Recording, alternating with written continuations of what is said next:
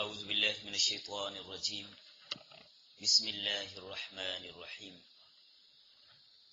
قل آپ کہہ دیجئے ربی اے میرے رب اما ترینی اگر آپ دکھائیں مجھے ما یوعدون وہ چیز جس کا وعدہ کیا جاتا ہے ان کے ساتھ ربی اے میرے رب فلا تجعلنی پس نہ کرنا مجھے فی القوم الظالمین ظالم قوم میں وَإِنَّا اور بے شک ہم عَلَىٰ ان اس بات پر نُرِيَّکَ کہ دکھائیں ہم آپ کو ما وہ نُعِیدُہُم جس کی ہم ان کو دھمکی دیتے ہیں لقادرون البتہ ہم قادر ہیں ادفع باللتی آپ دفاع کریں ایسے طریقے کے ساتھ ہیا احسن جو اچھا ہو السیئۃ برائی کو نحن اعلم ہم خوب جانتے ہیں بما یصفون اس چیز کو جو وہ بیان کرتے ہیں وقل ربی اور آپ کہہ دیجئے اے میرے رب اعوذ بک میں پناہ لیتا ہوں من ہمزات الشیاطین شیطانوں کے وساوس سے واعوذ بک اور میں پناہ لیتا ہوں آپ کی ربی اے میرے رب ان یحضرون اس سے کہ وہ میرے پاس حاضر ہوں حتی اذا جاء یہاں تک کہ جب آتی ہے احدہم الموت ان میں سے کسی ایک کے پاس موت قالا کہتا ہے رب ارجعون اے میرے رب مجھے دنیا کی طرف لوٹا دے لعلی اعمل صالحا تاکہ میں عمل کروں اچھے فیما ترکتو اس کے مقابلے میں جو میں چھوڑ آیا ہوں کلا ہرگز نہیں ہوگا انہا کلمۃ بے شک یہ ایک بات ہے ہوا قائلھا جس کو وہ کہہ رہا ہے وَمِن وَرَائِهِمْ بَرْزَخٌ اور ان کے آگے پردہ ہے اِلَى يَوْمِ يُبْعَثُونَ اس دن تک جس دن ان کو اٹھایا جائے گا فَإِذَا نُفِخَ فِي الصُّورِ پس جب پھونکا جائے گا فی الصور سور میں فلا انساب بینہم پس نہیں ہوگا رشتہ ناتا ان کے درمیان یومئذ اس دن ولا یتساءلون اور نہ ایک دوسرے سے پوچھیں گے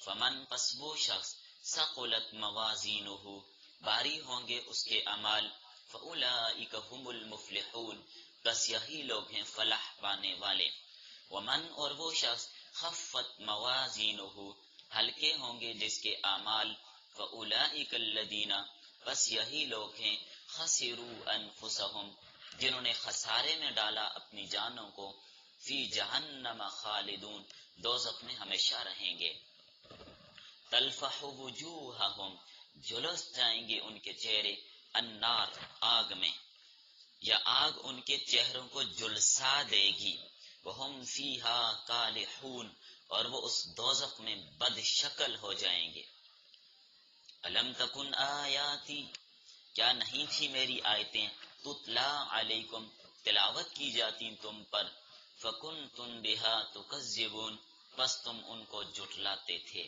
قالو کہیں گے ربنا غلبت علینا شقوتنا اے ہمارے رب غالب آئی ہم پر بدبختی وکننا قوما ضالین اور ہم تھے گمراہ قوم ربنا اے ہمارے رب اخرجنا منہا ہمیں نکال دے اس جہنم سے فإن عدنا پھر اگر ہم لوٹیں گناہوں کی طرف فإنا ظالمون پس بے شک ہم ظالم ہوں گے قالا فرمایا اللہ تعالی نے اخسئوا فیہا ذلیل ہو جاؤ اسی دوزخ میں ولا تکلمون میرے ساتھ بات مت کرو انہو بے شک حال یہ ہے کان فریق تھا ایک گروہ من عبادی میرے بندوں میں سے یقولون جو کہتے تھے ربنا آمنا اے ہمارے رب ہم ایمان لائے فاغفر لنا بس آپ ہمیں بخش دیں ورحمنا اور ہمارے اوپر رحم فرمائیں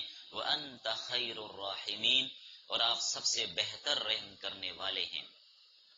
فاتخذتموہم، پس تم نے بنایا ان کو سخریا، مذاق، حتیٰ یہاں تک انسوکم ذکری، کہ انہوں نے بھلا دیا میرا ذکر، وکنتم منہم تضحکون، اور تھے تم ان سے مذاق کرتے۔ انی جزیتہم اليوم، بے شک میں نے ان کو بدلہ دیا آج کے دن، بما صبروا، اس وجہ سے کہ انہوں نے صبر کیا، انہم هم الفائزون، بے شک وہ کامیابی پانے والے ہیں۔ قل، قال کم لبستم، اللہ تعالیٰ فرمائیں گے قال کم لبستم، کتنی مدت تم ٹھہرے ہو یہاں پہ، فی الارض، زمین میں، عدد سنین، سالوں کی گنتی، قالوا وہ کہیں گے لبسنا یوما او بعض یوم، ہم ایک دن ٹھہرے یا دن کا کچھ حصہ، فاسأل العادین، بس آپ پوچھ لیں گنتی کرنے والوں سے، قال، اللہ تعالیٰ فرمائیں گے ان لبستم الا قلیلا، نہیں ٹھہرے تم مگر تھوڑا عرصہ، لو انکم کنتم تعلمون، کاش کہ تم جان لیتے، افحسبتم، کیا پس تم خیال کرتے ہو، انما خلقناکم، بے شک ہم نے تمہیں پیدا کیا، عبثا، بیکار، کیا تمہارا خیال یہ کہ ہم نے تمہیں بیکار پیدا کیا، انما خلقناکم، بے شک ہم نے تمہیں پیدا کیا، عبثا، بیکار، وانکم، اور بے شک تم، الینا لا ترجعون، ہماری طرف لوٹ کر نہیں آؤ گے، ہماری طرف تمہیں لوٹایا نہیں جائے گا۔ فتعالی اللہ الملک الحق، پس بلند ہے اللہ جو سچا بادشاہ ہے، لا الہ الا ہو، نہیں ہے کوئی الہ مگر وہی، رب العرش الکریم، وہ عزت والے عرش کا مالک ہے، ومن یدع مع اللہ، اور جو پکارتا ہے اللہ کے ساتھ، الہا آخر، کسی اور کو معبود، لا برہان لہ بہ، جس کی کوئی دلیل نہیں، فإنما حسابه عند ربی، بس پکی بات ہے اس کا حساب رب کے پاس ہے، انہ لا یفلح الکافرون، بے شک شان بات یہ ہے فلاح نہیں پائیں گے کافر لوگ۔ وقول، اور آپ کہہ دیجئے رب اغفر، اے میرے رب آپ بخش دیں، وارحم، اور رحم فرمائیں، وانت خیر الراحمین، اور آپ سب سے بہتر رحم کرنے والے ہیں۔ بس تو لکھیے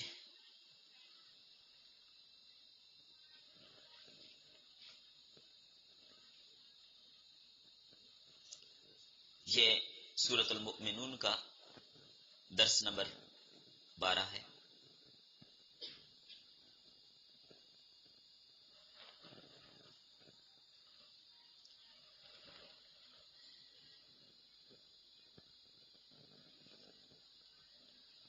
الحمدللہ مختصر دروس میں یہ سورت مکمل ہوئی، چونکہ ویسے کافی تفصیل ہیں اس میں، لیکن 12 دروس میں یہ سورت انشاءاللہ پایہ تکمیل کو پہنچ رہی ہے۔ سبق عنوان لکھیے تلقین دعا، آداب تبلیغ اور ذکر احوال آخرت، ذکر احوال آخرت،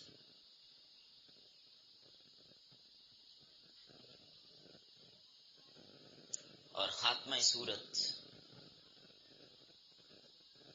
تحدید اہل غفلت از حساب آخرت، تحدید اہل غفلت از حساب آخرت۔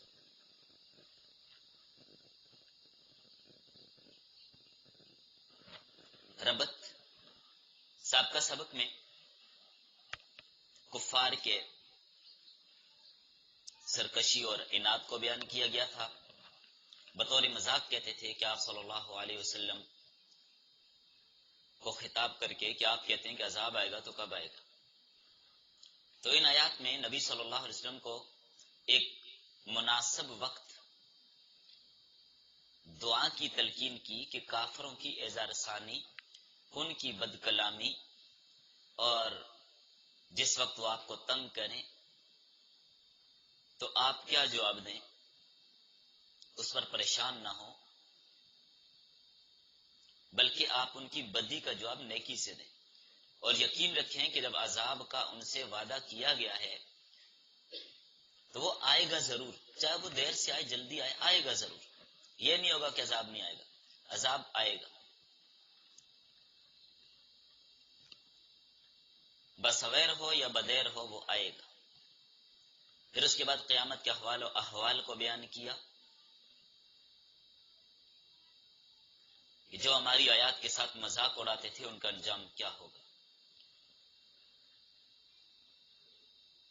فرمایا اے نبی صلی اللہ علیہ وسلم، آپ اللہ سے یہ دعا کیجئے کہ میرے پروردگار اگر مجھ کو میری زندگی میں اس عذاب کا مشاہدہ کرا دیں جس کو ان کافروں سے وعدہ کیا جا رہا ہے، تو میرے پروردگار مجھے ان ظالموں میں شامل نہ کرنا. یعنی اگر وہ عذاب میری زندگی میں آ جائے، میری موجودگی میں آ جائے، تو اس عذاب سے ہمیں محفوظ رکھنا.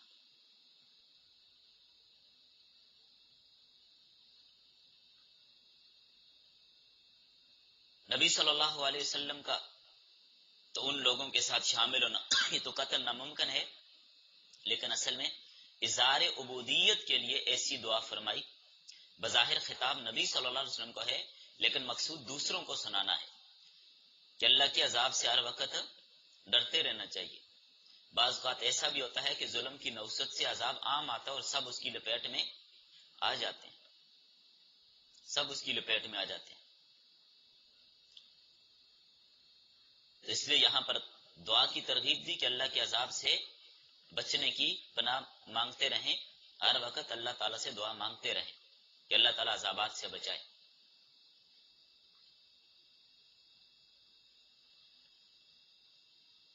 پھر فرمایا بے شک ہم اس بات پر قدرت رکھتے ہیں کہ جس عذاب کا ہم ان کافروں سے وعدہ کرتے ہیں وہ آپ کی زندگی میں ہی آ جائے. آپ اپنی آنکھوں سے اپنے دشمنوں کی ذلت اور خواری کو دیکھ لیں، اور جب تک عذاب نہ آئے اس وقت تک آپ کو یہ حکم دیتے ہیں کہ ان کی بدی اور برائی کا نیک خصلت کے ساتھ مقابلہ کریں.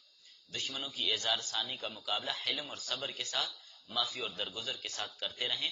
ہم خوب جانتے ہیں یہ لوگ بےہودہ باتیں کرتے ہیں، آپ پر لان تان کرتے ہیں، آپ کی شان میں گستاخیاں کرتے ہیں، آپ کو شاعر، ساحر اور کاہن اور پتہ نہیں کیا کچھ نہیں کہتے، مختلف باتیں آپ کی طرف یہ منسوب کرتے ہیں.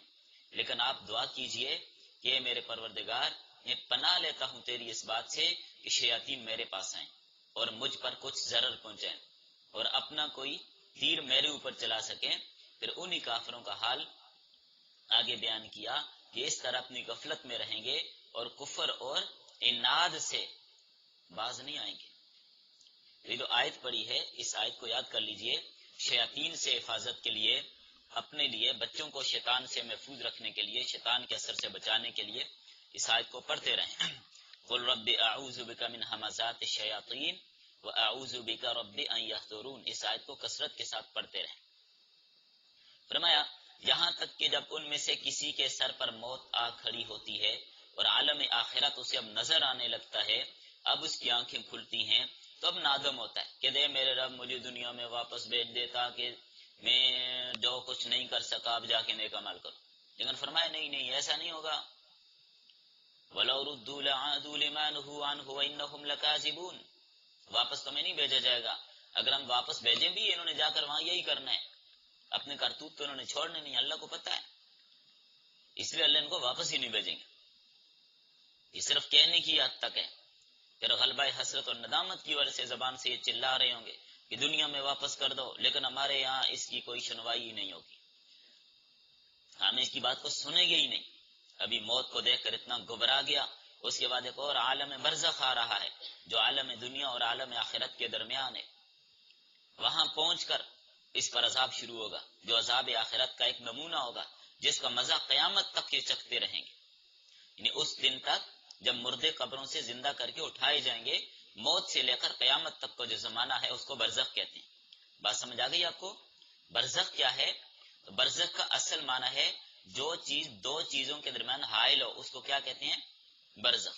اسی طرح سمجھیں اس جیسے میرے اور آپ کے درمیان یہ پردہ حائل ہے تو اس کو برزخ سمجھ لیجئے، یہ برزخ ہے. سمندر کے بیچ میں، دو دریاؤں کے بیچ میں جو ایک پردہ ہے، بینہما برزخ لا یبغیان فبأی آلاء ربکما تکذبان. دو پانیوں کے درمیان پردہ، حالانکہ وہ نظر نہیں آتا، لیکن ادھر کا پانی ادھر اور ادھر کا ادھر نہیں ہوتا، ایک کا پانی میٹھا، ایک کا کڑوا، ایک کا رنگ اور ایک کا رنگ اور۔ واضح طور پر آپ نے دیکھا ہوگا، تصویر میں دیکھ سکتے ہیں، سوڈان کے اندر بھی ہے، کئی مقامات پر یہ ہے۔ تو اب دیکھیے، تو یہ عالم برزخ، موت سے لے کر حشر تک کا جو درمیانی زمانہ ہے وہ برزخ ہے۔ اس عالم کو دنیا کہتے ہیں، تو یہ عالم دنیا ہے، اور ایک عالم آخرت ہے، اور دنیا اور آخرت کے درمیان یعنی مرنے کے بعد حشر تک کا جو زمانہ ہے اس کو کیا کہتے ہیں؟ برزخ۔ تو برزخ جگہ کا نام نہیں ہے، یاد رکھیں، عالم قبر بھی کہتے ہیں اس کو۔ تو اللہ تعالیٰ نے مرنے کے بعد سے قیامت سے پہلے ایک نیا جہان بسایا ہے، اس کو کیا کہتے ہیں؟ برزخ۔ اور وہ جہاں دنیا سے اتنا زیادہ وسیع ہے جتنی دنیا ماں کے پیٹ سے زیادہ وسیع ہے۔ جب بچہ ماں کے پیٹ میں ہوتا ہے، دنیا میں نہیں آ رہا ہوتا، تو وہ سمجھتا ہے کہ بس یہ پیٹ بہت وسیع ہے، لیکن جب وہ دنیا میں آتا ہے تو پھر سمجھتا ہے کہ دنیا تو بہت ہی وسیع ہے۔ تو یہ سمجھ لیجئے، ابھی ہم دنیا کے پیٹ میں ہیں، جب اس دنیا کے پیٹ سے نکل کر عالم برزخ میں جائیں گے تو عالم برزخ بہت زیادہ وسیع ہے۔ اسی لیے تو کہا نا، جہاں تک اس کی نظر پہنچتی اس کی قبر کھول دی جائے گی۔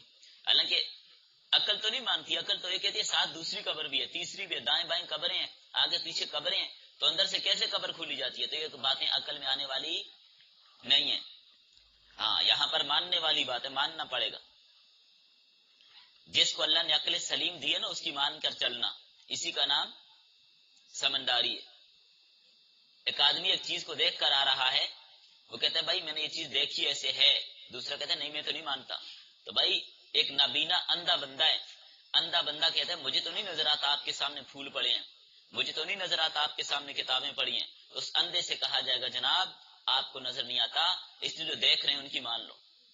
تو ہمیں وہ عالم برزخ نظر نہیں آتا، تو جو اللہ کے نبی اس کو دیکھ کر آئے ہیں، عالم آخرت کے مشاہدات اللہ نے آپ کو کروائے ہیں، یا اللہ نے بتا دیا، تو جس ذات نے بنایا ہے اس کی بات مانتے کیوں نہیں؟ کر یہ چیز آپ کی عقل میں آئے یا نہ آئے، ماننا پڑے گا۔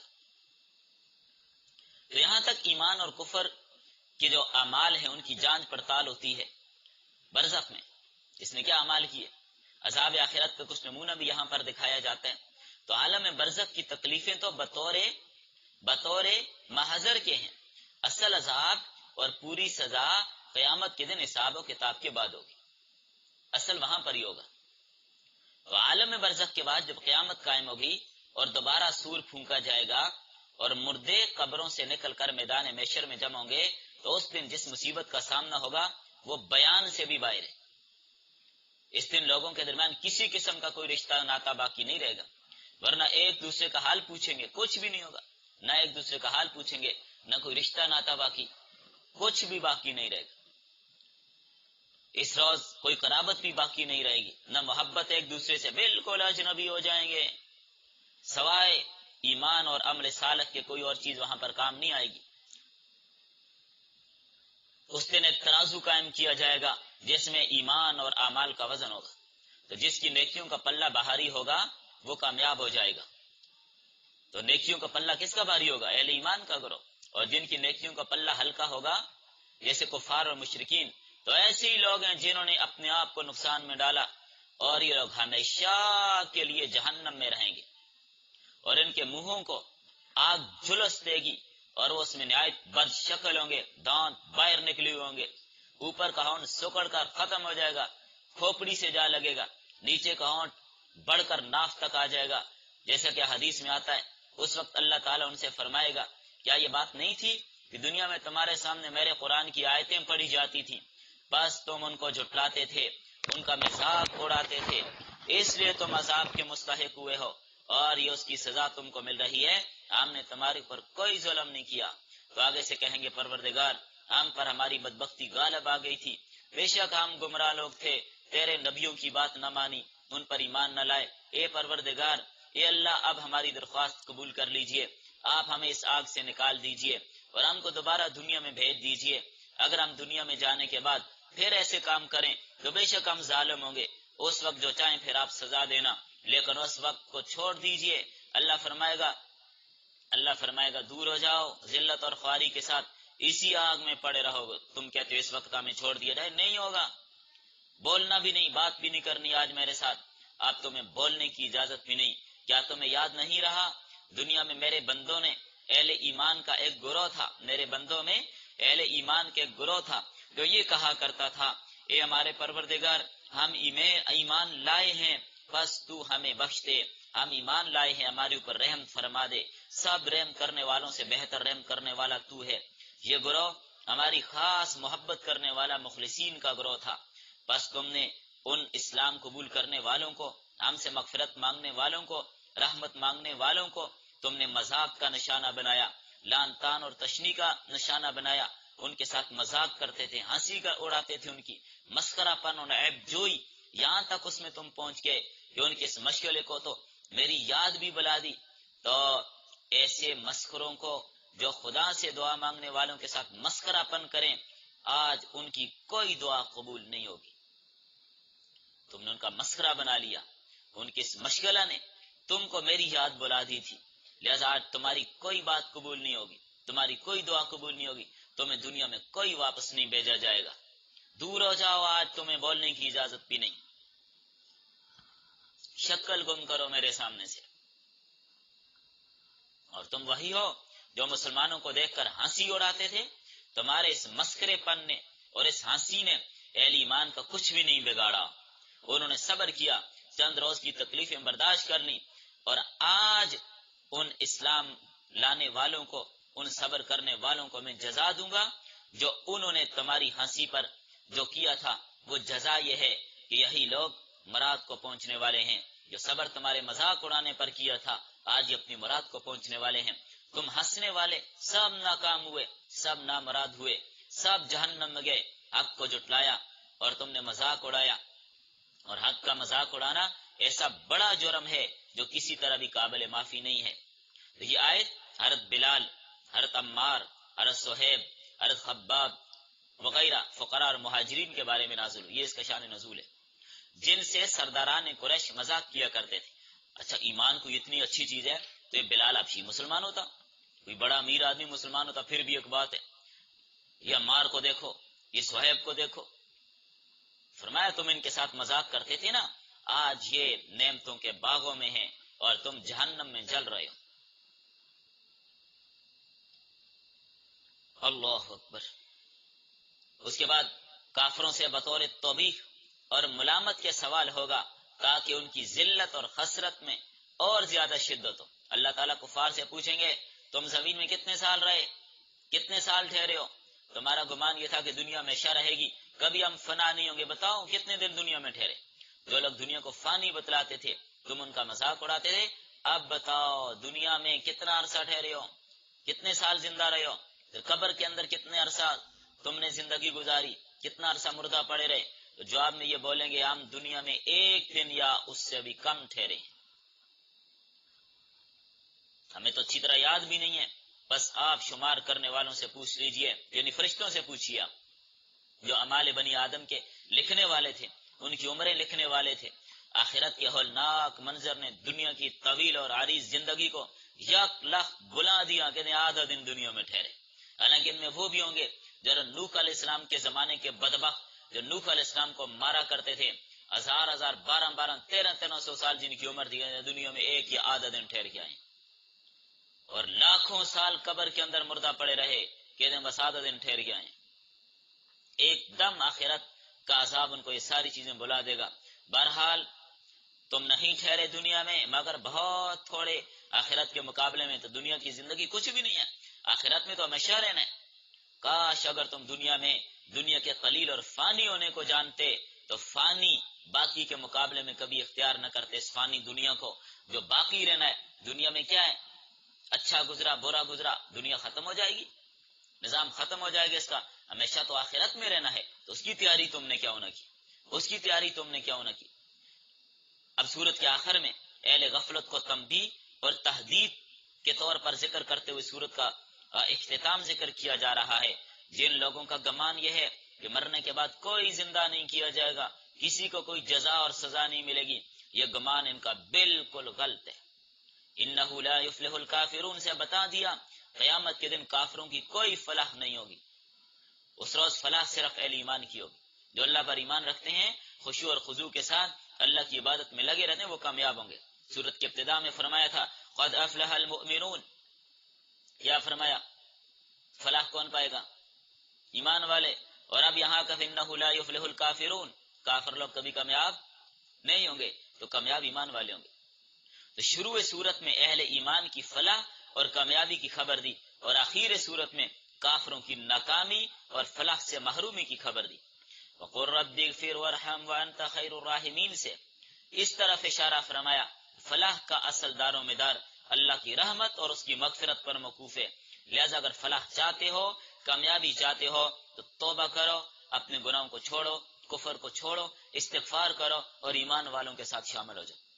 تو فرمایا کیا تم لوگ حساب و کتاب اور جزا اور سزا کے منکر ہو؟ کیا تم نے یہ گمان کر رکھا ہے کہ ہم نے تم کو یوں ہی لاغو اور بیکار پیدا کیا، کسی حکمت اور مصلحت کے بغیر پیدا کر دیا؟ کیا تم نے یہ خیال کر لیا کہ مرنے کے بعد پھر ہماری طرف واپس نہیں آؤ گے اور نیکی اور بدی کی تم کو سزا نہیں ملے گی؟ تمہارے دونوں خیال غلط ہیں. تمام اہل عقل اور دانش جانتے ہیں اللہ نے اس عالم کو عبث پیدا کیا، یہ ختم ہوگا، لیکن یہ مطلب اس کا نہیں ہے کہ اس کے اندر فائدہ کوئی نہیں ہے، اس کو بے فائدہ پیدا کیا. نہیں نہیں نہیں نہیں، اس کو امتحان کے لیے بنایا. اس کے اندر حکمتیں موجود ہیں. فانی ضرور ہے، فانی ضرور ہے، لیکن جو یہ سمجھتے ہے کہ یہ بیکار ہے، یہ بات اس کی غلط ہے. بیکار نہیں ہے. ربنا ما خلقت هذا باطلا، اہل عقل تو یہ کہتے ہیں کہ اللہ تو نے اس کو باطل نہیں بنایا، تو تمہارا خیال غلط ہے. اہل عقل سمجھتے ہیں کہ اس کو پیدا کرنے میں اللہ کی حکمتیں ہیں. یہ نہیں کہ بس اس کو بیکار بنا دیا، بندہ آیا کھایا پیا زندگی گزاری مرا اور گیا بس ختم. ایسا نہیں ہے، یہ امتحان گاہ ہے. تمہارا یہ خیال غلط ہے کہ قیامت کے دن تم ہمارے پاس نہیں آؤ گے اور جزا اور سزا کچھ نہیں ہوگی. دلائل عقلی اور قطعیہ سے حشر اور نشر ثابت ہے. تمام انبیاء نے اس کے وقوع کی خبر دی ہے. قیامت آئے گی، یہ نہیں ہو سکتا کہ قیامت نہ آئے. تم یہاں پر جو عمال کرو اور قیامت نہ آئے تمہیں پوچھ بھی نہ ہو، ایسے ہی تمہیں چھوڑ دیا جائے. یہ دیر نگری تھوڑی ہے. اللہ تعالیٰ پوچھیں گے، سوال ہوگا کہ دنیا کے اندر تم نے کیا کیا، کیا کرتے رہے، کیا زندگی گزاری، کیسی زندگی گزاری، کہاں اس زندگی کو گزار کے آئے، کہاں اس جوانی کو لٹا کر آئے. ایک ایک بات کی پوچھو گی. اس لیے فرمایا وَأَنَّكُمْ إِلَيْنَا لَا تُرْجَعُونَ، تم یہ خیال کرتے ہو ہمارے پاس نہیں آؤ گے، ہم پکڑیں گے نہیں، پوچھیں گے نہیں تمہیں. ایک آدمی ملازم ہے کسی کارخانے یا کسی محکمے میں، اس کی ڈپٹی اور ذمہ داری ہے اور اس کے عوض میں اس کو تنخواہ ملتی ہے. اب اگر وہ کام نہ کرے اور تنخواہ لیتا رہے تو مالک کتنی دیر برداشت کرے گا؟ ہفتہ مہینہ پھر اس کے خلاف کارروائی تو کرے گا، یا کان سے پکڑ کر باہر نکالے گا، جاؤ بھائی نکلو یہاں سے. تو بیکار ملازم کو کون برداشت کرتا ہے؟ انسان کو بھی سوچنا چاہیے کہ اللہ نے ہمیں بیکار پیدا نہیں کیا. تیرے چلنے پھرنے کے لیے زمین بچھائی، چھت بنایا، آسمان بنایا، تجھے رزق دیا، غذا دی، تیرے لیے ہوا چلائی، پھل فروٹ عنایت کیے، ڈھیروں قسم کی چیزیں تمہارے لیے بنائی. تو یہ تنخواہ ہے نا. نہ اللہ تعالیٰ کے متعلق تمہارا عقیدہ درست ہے، نہ نماز پڑھتے ہو، نہ روزہ رکھتے ہو، نہ اعمال صالحہ کرتے ہو، تو کیا سمجھتے ہو کہ تم سے کوئی پوچھ نہیں ہوگی؟ گائے بھینس اگر بگڑ جائے، دودھ نہ دے، تو مالک اس کو بھی ڈنڈے سے پٹائی کرتا ہے اور اپنے بارے میں سوچتا بھی نہیں کہ اللہ مجھ سے بھی پوچھیں گے، میں بھی اس کی نعمتیں کھا رہا ہوں. گائے کو تو ایک گٹھری گھاس کی ڈال کے ڈنڈے مار رہے اور خود اللہ کی لاکھ نعمتیں استعمال کر کے فکر نہیں کرتا، زندگی کے مقصد کو بھول گیا. لہذا تمہارا بھی کچھ حشر ہونا چاہیے یا نہیں؟ کیا تمہیں اللہ نے بے مقصد پیدا کیا؟ حاشا وکلا، ایسا نہیں ہے. فتعال اللہ الملک الحق، بس بلند ہے اللہ جو سچا بادشاہ ہے. لا الہ الا ہو، اس کے سوا کوئی معبود نہیں، کوئی مسجود، کوئی حاجت روا، کوئی مشکل کشا، کوئی فریاد رس، کوئی نظر و نیاز کے قابل نہیں. رب العرش الکریم، عزت والے عرش کا رب ہے. ساری مخلوق سے بڑی مخلوق عرش ہے. ساری مخلوق سے بڑی مخلوق کیا ہے؟ عرش ہے. تو اللہ بڑا عالی شان بادشاہ ہے، برحق بادشاہ ہے. کوئی چیز اس نے عبث اور بے فائدہ پیدا نہیں کی. اور بادشاہ اور سلطنت کے وفاداروں اور اطاعت شعاروں کو انعام ملنا اور بادشاہ سلطنت کے باغیوں اور غداروں پر مجرموں کو سزا ملنا، یہ لوازم ہے بادشاہت میں سے اور عین حکمت اور مصلحت ہے. اور کسی حکومت میں یہ آزادی نہیں کہ جس کا جو جی چاہے کرے، ایسا بالکل نہیں ہے. قانون کی پابندی سب پر لازم ہوتی. تو لہذا اس کے سوا معبود کوئی نہیں ہے. عرش عظیم کا رب وہی ہے، تمام آسمانوں کا احاطہ کیے ہوئے ہے، اس پر اس کا عرش ہے اور وہ ہر چیز کا مالک ہے. عرش عظیم، مخلوق میں سب سے بڑا عرش، 7 آسمانوں کے اوپر اللہ تعالیٰ کا عرش ہے. تو جو شخص اللہ کے ساتھ کسی دوسرے کو معبود سمجھ کر پکارے گا جس کے معبود ہونے کی اس کے پاس کوئی دلیل نہیں ہے، تو ایسے مشرک کا اللہ کے یہاں ضرور حساب و کتاب ہوگا، اور ضرور اس کو اس کی سزا ملے گی۔ جس خدا کی وحدانیت کے بے شمار دلائل تھے اس کے ساتھ بے دلیل کسی کو شریک ٹھہرا لیا، ایسے شخص سے ضرور حساب لیا جائے گا اور ضرور اس کو سزا بھی دی جائے گی۔ بلا شبہ کافروں کو فلاح اور کامیابی نہیں بلکہ ابد الاباد تک عذاب میں مبتلا رہیں گے، کبھی ان کو لیے چھٹکارا نہیں ہوگا، چھٹکارا نہیں پائیں گے، ہمیشہ رہیں گے۔ تو شروع صورت میں اہل ایمان کے لیے فلاح کو ثابت کیا اور آخر صورت میں کافروں سے فلاح کی نفی کی۔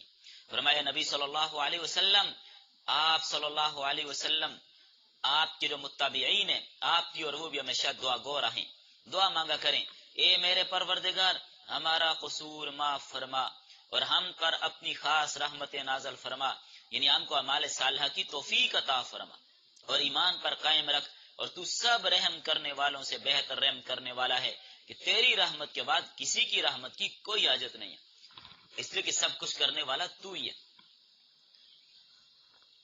تو اب آپ دیکھیے فَإِنَّمَا حِسَابُهُ عِندَ رَبِّ، پکی بات ہے کہ ان کے حساب رب کے پاس ہے، تو اللہ کی عدالت میں جانا ہوگا، پھر پتہ چلے گا اس نے دنیا میں جاہلانہ دلیل کی بنیاد پر شرک کا راستہ اختیار کیا، دیکھ کیا انجام ہوتا اب تیرا۔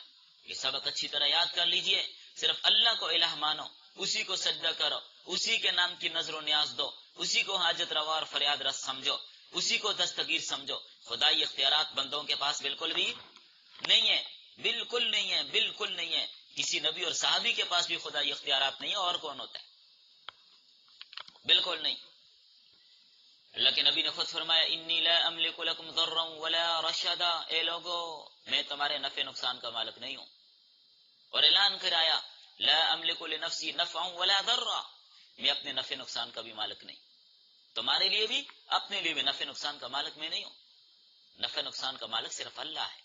تو نبی صلی اللہ علیہ وسلم نے اپنے اور نہ کسی کے نفع نقصان کے مالک ہیں، تو اور کون ہو سکتا ہے کہ جس کے پاس نفع نقصان کے اختیار ہو؟ جب اللہ نے دیا ہی نہیں کسی کو پھر کہاں سے آ گیا؟ اس لیے آگے فرمایا سب حساب ہوگا، انہ لا یفلح الکافرون، شان بات یہ ہے فلاح نہیں پائیں گے کافر لوگ۔ اور آپ کو آگے دعا سکھا دی، آپ دعا مانگتے رہیں، اللہ سے مانگتے رہیں، دعا کرتے رہیں، قل رب اغفر وارحم وانت خیر الراحمین، اے ہمارے رب ہمارا قصور معاف فرما، اے میرے پروردگار ہمارا قصور معاف فرما اور ہم پر اپنی خاص رحمتیں نازل فرما، تو سب سے بڑھ کر رحم کرنے والا ہے۔ تو یہاں پر کہا تو نبی صلی اللہ علیہ وسلم کو ہے، لیکن مقصود امت کو تعلیم ہے کہ اس طرح دعا مانگا کریں۔ گناہوں سے استغفار بھی فلاح کا ذریعہ، تو اپنے گناہوں سے کثرت سے استغفار کیا کریں، ہمارے صالحہ میں کوتاہی ہو جائے تب بھی استغفار کریں۔ قال اللہ تعالی واستغفر لذنبک وسبح بحمد ربک بالعشی والابکار، تو اس طرح استغفار کی کثرت کریں۔ استغفر اللہ ربی من کل ذنب واتوب الیہ، استغفر اللہ الذی لا الہ الا هو الحی القیوم واتوب الیہ۔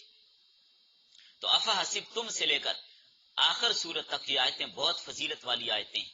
ایک حدیث میں ہے نبی صلی اللہ علیہ وسلم نے جہاد کے لیے ایک لشکر بھیجا اور یہ حکم دیا صبح شام یہ آیتیں پڑھا کریں، افحسبتم انما خلقناکم عبثا سے آخر تک۔ صحابہ فرماتے ہیں ہم نے آپ کے ارشاد کے مطابق یہ آیتیں پڑھی تو ہم صحیح سالم مال غنیمت لے کر واپس آئے۔ حضرت عبداللہ بن مسعود رضی اللہ تعالیٰ کا ایک مصیبت زدہ شخص پر گزر ہوا، اس کے کان میں تکلیف تھی، حضرت عبداللہ بن مسعود نے افحسبتم سے لے کر آخر سورت تک آیتیں پڑھ کر اس کے کان پر دم کیا، وہ ٹھیک ہو گیا۔ نبی صلی اللہ علیہ وسلم کو جب اس کے علم ہوا فرمایا قسم ہے اس ذات کی جس کے قبضہ قدرت میں میری جان ہے، اگر یقین والا آدمی اس کو پہاڑ پر پڑھ دے تو وہ بھی اپنی جگہ سے ہٹ جائے۔ تو اس لیے ان آیات کا کثرت کے ساتھ اہتمام کریں، ان کو پڑھتے رہیں افحسبتم سے آخر تک۔ بلکہ علماء نے لکھا ہے اگر گھر میں خاوند بات نہیں مانتا، بیوی بات نہیں مانتی، بچہ بات نہیں مانتا، گھر کے اندر کوئی آدمی ضدی ہے، بہت زیادہ بہت ضد کرتا ہے، اس کی پیشانی کے بالوں کو پکڑ کر یہ آیت 3 بار روزانہ صبح و شام پڑھے، انشاءاللہ وہ تابعدار بن جائے گا۔ چلیں الحمدللہ یہ صورت مکمل ہو گئی۔